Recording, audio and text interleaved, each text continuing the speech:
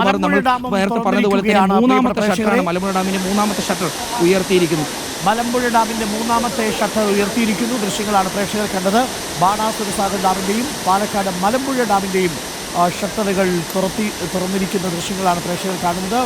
കനാലിലുള്ളവർ, കൽപ്പാത്തിപ്പുഴയുടെ തീരത്തുള്ളവർ, പ്രത്യേകിച്ച് ഭാരതപ്പുഴയുടെ തീരത്തുള്ളവരൊക്കെ പ്രത്യേകം ജാഗ്രത പാലിക്കുക.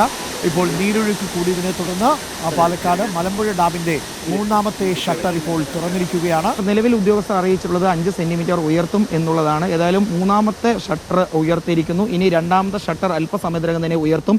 രണ്ടാമത്തെ ഷട്ടറിന്റെ ഈ ഷട്ടർ ഉയർത്തുന്ന ഭാഗത്തേക്ക് ഇപ്പോൾ ഡാം അധികൃതർ എത്തിയിരിക്കുന്നു. രണ്ടാമത്തെ ഷട്ടർ കൂടി ഉയർത്തിയിരിക്കുന്നു. ഡാമിന്റെ രണ്ടാമത്തെ ഷട്ടറുകൾ കൂടി ഇപ്പോൾ 2 ഷട്ടറുകൾ ഉയർത്തിയിരിക്കുന്നു. 5 സെന്റിമീറ്റർ വീതം ആണ് ഇപ്പോൾ ഷട്ടറുകൾ ഉയർത്തിയിരിക്കുന്നത്.